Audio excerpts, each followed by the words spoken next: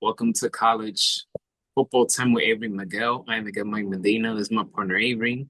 Avery, what a week, eh? This is what Oh, we yeah. wanted, and boy, oh boy, did we get what we wanted. Yes. Yes. Not only did we get what we wanted, for some reason I was a little disappointed as well with some of the results. Same here. But another fantastic weekend of college football. I'm like, this is what we live for as college football fans. So yeah, yeah. Miami Hurricanes, they lost to Louisville Cardinal. I wasn't surprised because I did told you that Louisville is a very good team, so they can't drop the ball. I did pick them to win. I did pick Miami to win. But Louisville's defense, you got to give a lot of credit. And this is something that it was sickening to my stomach. As a Hurricane fan, I saw so many sports analysts, writers not giving Louisville the respect that they deserve it for this one. They earned this win. That defense, they slowed down the Hurricanes run game. All right. Carson Beck, yes, he deserves some blame for interceptions. But again, this is a team game. He was not the only one that was at fault here. This is a team game. You win and lose as a team. Cardinals, salute them. They won this game. All right. They won it. They did what they supposed to do. They won 21, 24-21. Miami, they dropped from number 2 to number 8 on the AP poll. And even though it was a tough loss for Miami, and no, this is not over for them. Yes, they were they were not disciplined, but I'm happy from Arizona State. That's why I'm wearing burgundy. I'm wearing burgundy today because of that. Arizona State, wow, they made me so happy. I went from like, oh man, waking up on Saturday morning, seeing the result of Miami Hurricanes. But then I woke up Sunday morning and it's Arizona State. They beat Texas Tech, giving them their first loss. Yes. Wow, I also And happy, Avery. another top five And team another great game. being, yeah, and also another great game. Yeah, that game Friday night, I was a bit disappointed in Miami too, but like I said, if you're a team that's under the radar but you're playing good football, and we're going to get to a couple other teams that were kind of under the radar that won this weekend as well, and you have those analysts not get, like you said, not giving you your due, that is just fuel for the fire that you can do it. And in the back of my mind, I was like, if Miami loses this game, it's really going to be completely their own fault. You're coming off a bye. You're playing at home. You didn't lose any traction because you had some help with other top five teams losing. You knew that you had to come out and take control from the beginning. That did not happen. Louisville came out from the beginning and took control. And you're absolutely right. It's not entirely Carson Beck's fault, but four interceptions and an offense and a defense that just felt like they were just gonna go into Hard Rock Stadium and play an unranked team. No, this is a conference game. Your job, even as a ranked two team, is to beat your conference opponents. You're already in the driver's seat. Miami has essentially failed their job. They had ample opportunity to come out on Friday night, play a game, play a hard fought game, So Louisville winning by three, it really doesn't show that Miami just really was not prepared. Like Miami wasn't prepared, but Louisville had all the momentum because no other, no other analysts were kind of giving them the credit that they were due. And to jump in, I'm right there with you. Arizona State taking it to Texas Tech, like they needed that win. They absolutely needed that win. It helped catapult them into another realm of possibly getting, maybe not where they want to be, but still Any team that's coming up against Arizona State, you need to be careful. How about Utah versus BYU? Speaking of Big 12, oh my God, it was physical like we wanted. It was very intense, very good game. Um, man, what a game. What a game. BYU, they did what they supposed to do. And man, I just gotta say that what a heck of a game. It lived up to what I expected. Oh, absolutely. BYU, you cannot sleep on BYU. This is a team for a few years that you have to pay attention to. You have to pay attention to. And Utah knew this. Like I said, this was one of those interesting interstate games. So it ended up being, a great game on both fronts.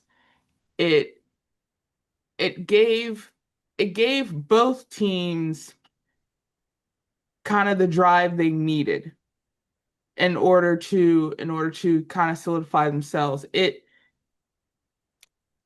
worked in BYU's favor, seeing where they're ranked, but Utah had the momentum to kind of work it in their favor, which they needed because Utah has been up and down this entire season. So that being a great game, only 3 points. It's catapulting BYU, back into the forefront that they needed, but still a great showing for both teams because those are other two teams where you have to be careful which team you're getting on Saturday. Avery, that first half between Ole Miss and Georgia, that was a shootout. That was one that was like cinema. That was pure cinema. That first half. That was all offense right there. People could say, yeah, lackluster defense, but come on, that was exciting. That was an exciting first half between two very good teams. Ole Miss, they had them, but Georgia Bulldogs, they found a way to win as they always do. But in this game, Avery, I'm not gonna critique no one, but just to say I salute and I respect Ole Miss quarterback and that team. What I saw in this game against Georgia, nothing but respect to Ole Miss. Oh, I completely agree. This was kind of another game where it it wasn't that I was disappointed that Ole Miss lost. It was that you saw two teams like this was like an old school SEC matchup. Like this is what you want to see in those SEC matchups. Yeah, Ole Miss had him. Lane Kiffin, like I said, I say all you want about Lane Kiffin, but like I said, Lane Kiffin is tapping into these young men and he has put together a really great team. And it's almost like they just ran out of gas. But from the Bulldogs, from the Rebels, they just came in and they just went head to head. And that game was it was like you said, pure cinema because it was back and forth. You're like, okay, which side of the ball is going to come with the best game plan. What a key play is going to turn around for either team. That is possibly a top five game this season. Definitely have to give it up to the Rebels for taking it to the Bulldogs, but Kirby Smart and his team, they needed that. Like I said, after the Auburn, they kind of shuffled together to put together that Auburn win, but they needed to absolutely beat Ole Miss. They didn't beat them by much, but still, it's enough that it's working in their favor right now. Another great game that happened this Saturday, Arizona versus Houston. Arizona, they play well in the first half, but in the second half, the Cougars gained most of the momentum. but still Arizona had an answer for them in the fourth quarter. And it just came down to, Houston just coming away with a victory. But that was another sensational game. Oh, absolutely. Arizona has a couple of great football teams that were generally, if you talked about Arizona, they had some really good college basketball teams like Arizona Wildcats, of course, Arizona State Sun Devils, their basketball programs are top tier. Now their football programs are coming into their own, and like you say, you're a fan of Arizona State. Arizona is making sure that if you play them again, you can't underestimate them. You can't underestimate a school that in a way you think you're just kind of getting by. But Houston, they knew they had to play a good game, they had to play a physical game because of the two Arizona schools, Arizona feels like they're uh the more physical school, if you will. So Houston, Arizona, great game. The Wildcats of Arizona, they're keeping pace. They're keeping pace that is working for their program, and we are going to see some great things out of that program. Houston, same thing. You can't count them out. You can't count them out just because they're on the schedule. You figure out, oh, okay, we'll just go ahead and play the Cougars, just get it out of the way. You cannot underestimate some of these schools that are on your schedule. I know that conferences are now kind of they've kind of expanded a bit as far as who's in it. So you really can't underestimate these schools that are in your conference that you think, oh, this is no big deal. No, these schools want to legitimize themselves. And the best way to do that is to beat those those more higher ranked teams or those teams that have a better record or more prestige in their conference. And we've seen it throughout the year already. And we still have another, month of football to go. So don't be, don't be upset if you see some other, underrated teams or teams that you're like, oh, how did they beat so and so? Oh, easy because they didn't respect them because they're not paying attention to the game plan. They're just thinking, oh, it's just this team and it'll work out. We'll just play our normal game. No, you have to be prepared because every game now matters. Conference game matters. You're ranked. It matters. You have to win your games and you have to come prepared. Another great game that happened this Saturday, and not many people are talking about it, but thankfully, I'm going to talk about it. We're going to talk about it, and that is Army versus Tulane. That was a scoreless game, no touchdowns until a second half. Started picking things up, but then that fourth quarter was even more exciting. Tulane, I mean, what a way to win a game on a bubble touchdown. Retzloff, former BYU, now quarterback of Tulane. He went 22 of 29, two touchdowns, one interception, and he even ran for 62 yards. So he had a good game. But that was a interesting ending. Oh, very, very, very. Tulane is this program being in Louisiana, you have to deal with, LSU, but Tulane, and we mentioned it, they started off the season in a way of, hey, we want to honor, our, the Hurricane Katrina victims, but if you don't want to let us do it, okay, that's fine. We'll just go ahead and beat you and just carry on our merry way. So again, another school you don't want to sleep on when they come up on the schedule. And like I said, we love our service schools, but the Black Knights, they just felt they couldn't get on the same page with Tulane, and Tulane was just giving them a whole bunch of trouble. And it just worked out in Tulane's favor. And so good on Tulane for bringing it to Army and uh just giving a more shot in the arm to the program. A team that I'm proud of, Vanderbilt. Major win against LSU. Diego Pavia, he was a pest. He was a pest for that Tigers defense. Scrambling around, just making wild plays. He was a pest out there. That man, listen,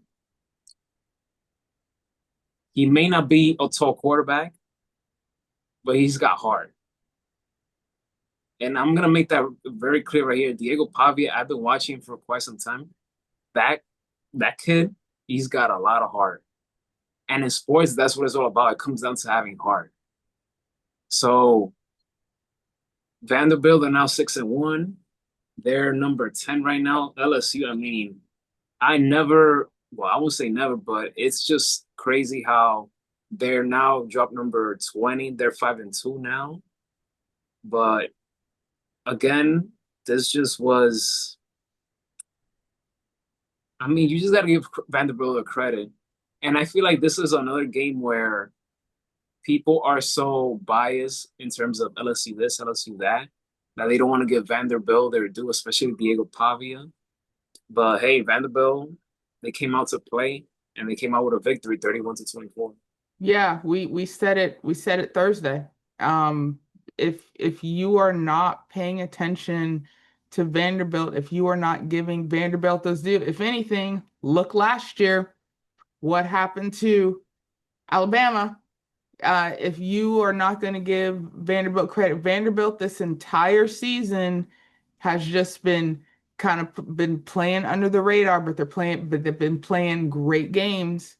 They have been giving it to any team that they have played. So again, this is kind of like the Louisville, what happened. Nobody was giving Vanderbilt credit. And again, if you're not, that is just fuel for a team. And Vanderbilt is coming up as a team now. You have to be careful. If Vanderbilt's on your schedule and you're ranked, you have an issue. You have an issue if you are not prepared for this school because now they have momentum. Vanderbilt now has momentum. They have knocked off a top 10 team.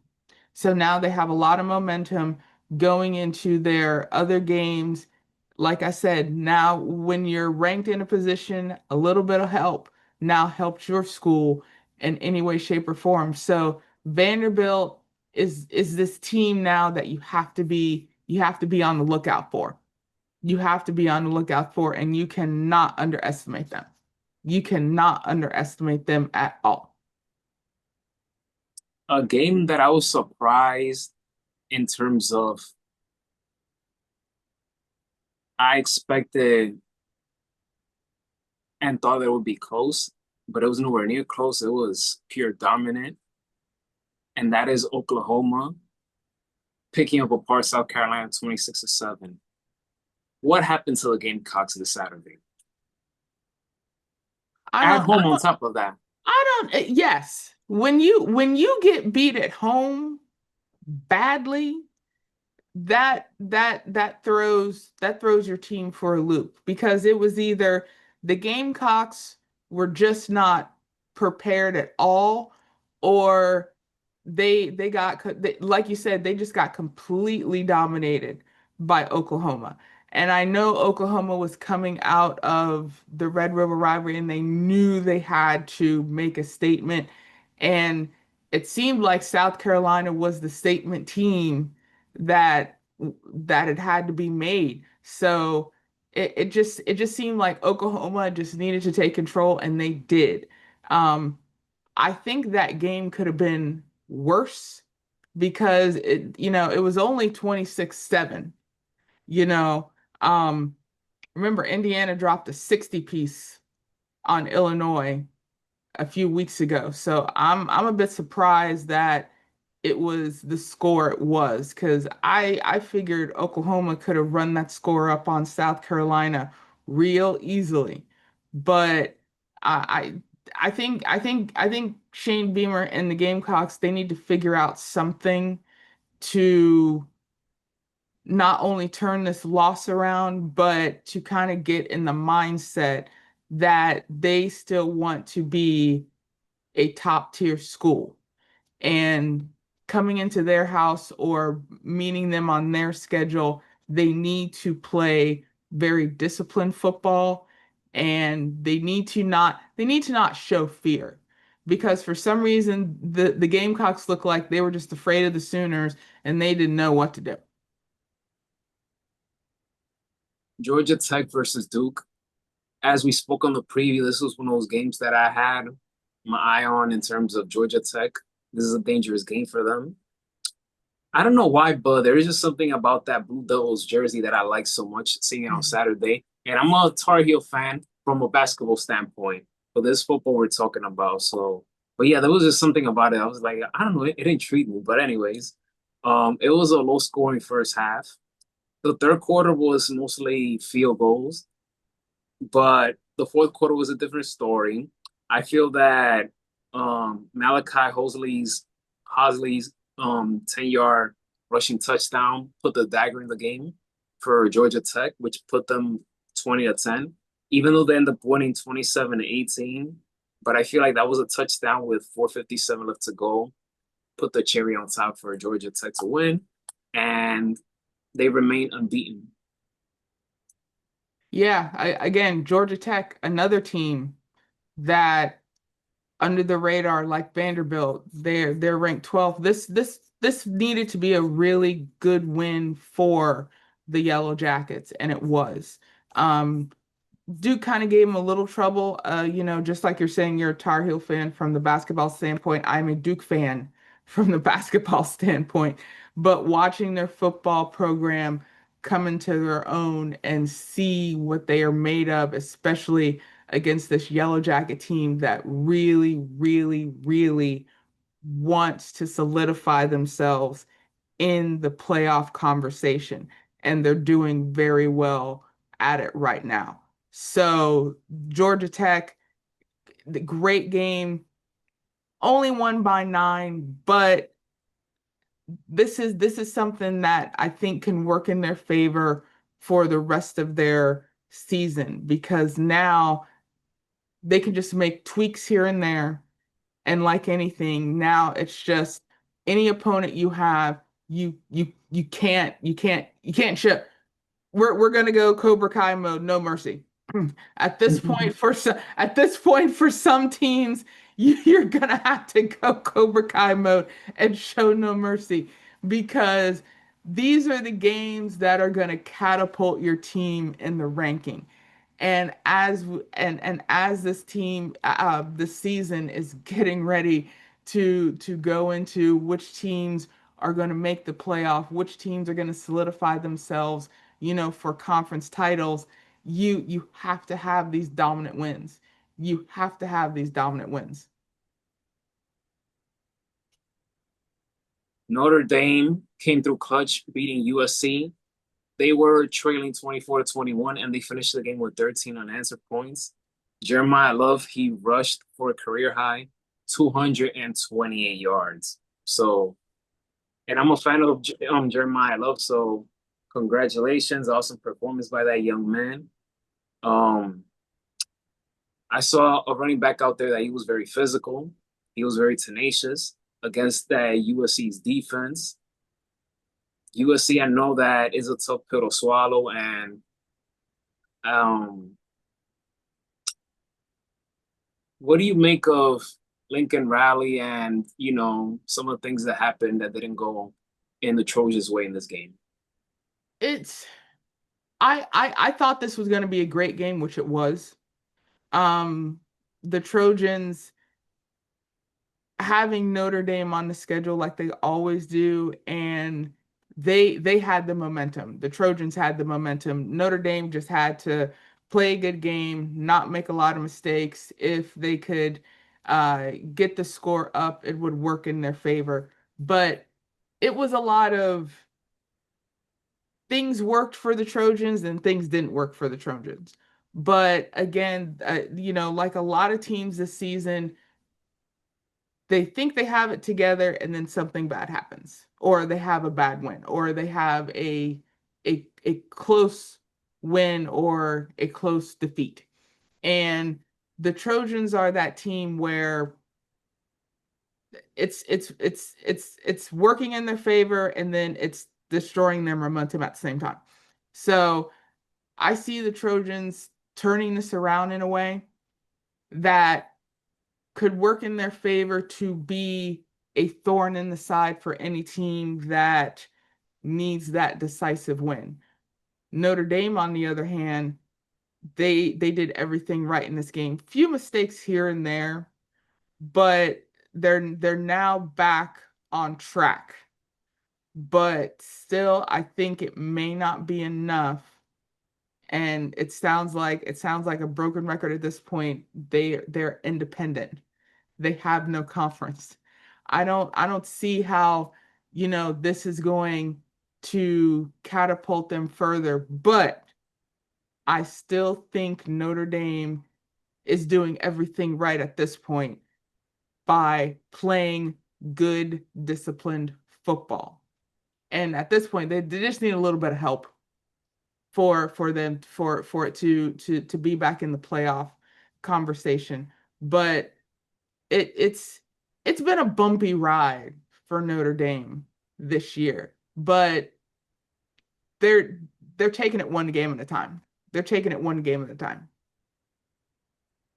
College football, they're going on a firing spree. Last week it was James Franklin. This week is Billy Napier. Florida Gators, they have fired Billy Napier after a 3-4 start this season. Which And was weird considering they won. exactly. And They yes, we know, and beat yet, yep. And we they knew that he was beat on a hot seat for a while, but still is weird. Yeah, they beat Mississippi State. Granted, they only beat them by a couple of points, but you win the game. You win the game at home. You look like you're back on track, but apparently, nope. Nope. We're just gonna go ahead and cut our losses, pay you, $25 million, I think his contract buyout is. And then of course, like anything, now other names come in to effect. And even when I heard about Billy Napier being fired, apparently James Franklin popped into the conversation real quick. I don't know how his scheme would work in Florida, but if the University of Florida is intrigued with what James Franklin wants to help and catapult that program, which needs it. The Gators football program needs a shot in the arm really, really bad. Um, I'd be intrigued by that. Um, but he's really the only head coach comes to mind. I think they're going to do interim for a while, but still, that was granted the team wasn't firing on all cylinders, but they were coming back. I mean, you had a really great win against Texas. Like I said, granted it wasn't, a blowout win versus Mississippi State, but the fact that they just gave him the axe after winning, okay. Yeah, Florida are looking at James Franklin as a potential candidate. I know that James Franklin will also receive some other interviews, such as Virginia Tech, Arkansas, UCLA. He recently broke his silence about the decision that Penn State made. But, only time would tell to see whether if Penn State made the right move or not in terms of leadership. And the players, they came off the team bus wearing, I believe it was a if shirt or what if, something like that. Do you get to see something? Do you get to see that? I don't think I did. I don't think I saw that. It was, I'll tell you right now. I want to make sure. Yeah, it was a if gear. Yeah, they were they had like some kind of sweatshirt, and it was the coaching staff of the players saying if. And that Hmm. was basically, the first game after, his firing. So Yeah. And I need also to they look got, into. Yeah, well, go not ahead. only that, you fire your head coach, then you lose to Iowa. So whatever traction you're hoping for, it is not working. I get you're trying to salvage something and you're trying to give your program a shot in the arm, but at this point now, it's like you don't even care if you're having a revolt inside of your organization as it is. I would have just waited after the season Yeah, to make that any would that would decision. have made sense. That would have made sense because here's the thing, even if, and I mentioned this to a few colleagues, especially Penn State fans, even with the loss of Drew Adler and them losing to Northwestern, a lot a lot of energy when it comes to, well, not energy, but mostly what schools want are those bowl invitations, that bowl money. Penn State, even though I didn't think they had a chance for the playoff, I think they still had a good chance at getting to a bowl, which would have helped their program. So even if you get a bowl, even if you win that bowl, but yet your season is not the best, okay, wait till after the season to fire him. This isn't like NFL coaching firings. NFL coaching firings is literally just Black Monday, which is the day before. In college football, like teams really have to have like abysmal showings in order to be done. So the first one was Arkansas. That made sense. James Franklin kind of makes sense, but it really doesn't because Drew Adler being injured is not his fault. Or even if the whiteout game loss, if you're looking at that, that's just, that was just a miscalculation, if anything. You could have come back from that. Billy Napier, I can understand. They wanted him gone after the fourth loss, but he was hoping to make this team work. But if anything, like the game ending, they were just booing this man off the field. So it's almost like he knew it was just a matter of time. But if anything, he just kind of wanted to, in my opinion, probably just end it on a good note, which he did. Like he started the season 0-4, but the man won three straight games. So I can understand if institutions are trying to get a shot in the arm for the program, but at the same time, what is your thought process? Because if you're firing your head coach, and usually your interim head coach is your defensive coordinator or your offensive coordinator, what's what's really the game plan? What's really the game plan that you're thinking that a firing of a coach where players respect said coach is going to work to your benefit? Because right now, I don't see it working in Penn State's benefit at all. Now, granted, the loss to Iowa was close, but like I said, the Gator firing, like Billy Napier's firing, I can understand because that was just, it was more like just, oh, you just waited an extra month to do that, you know. But Arkansas, same thing, I can understand on that front. But James Franklin firing still baffles me because if anything, you could have waited till after the season or at least after bowl because I at least gave Penn State the potential for a bowl if you wanted to do that. Well, guys, that does it for our recap of Week 8 college football time with Avery Miguel. We'll see you guys on Thursday for the preview for Week 9. And yeah, it's been a wild few days in college football. And Yeah, but Avery, go ahead. two other games that we gotta mention because they went overtime. Texas, Kentucky, that shouldn't have been an overtime game. But yeah, And then of course, Missouri and Auburn went double overtime. Oh yeah. So yeah, again, it's almost like here's an overtime game, here's an overtime game. We had two, we had one in double. SEC is making emergency rooms very difficult on Saturdays because it seems like it's always an SEC team. Unbelievable. But yeah, guys, thank you so much for tuning in. We'll see you guys on Thursday for a week 8 preview. So if you guys enjoy this content, please give it a thumbs up. And don't forget to hit that subscribe button. And also salute to Navy. Happy 250th birthday, Navy. Um, like me and Avery will always say, we are grateful and always mention our servicemen and women who have put it all on the line for us. Absolutely. Happy birthday, Navy. And great win this weekend.